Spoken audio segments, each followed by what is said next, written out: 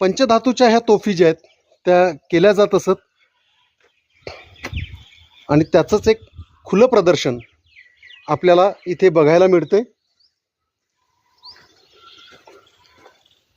वेगवेगळ्या धातू ओतून बरेचदा जाग्यावर ह्या तोफी तयार केल्या जात असत, कारण त्या वाहून न्यायला कठीण होते. ह्या तरी आकाराने लहान आहेत.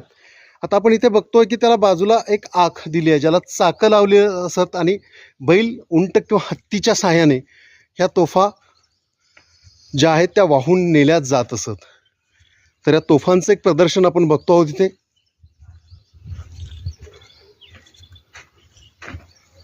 तोफांनी लढायांमध्ये, युद्धांमध्ये अतिशय महत्त्वाची भूमिका बजावली आहे. आपल्याला माहिती आहे की मराठ्यांच्या तोफखान्याचे प्रमुख इब्राहिम खान गारदी हे होते पानिपतच्या तिसऱ्या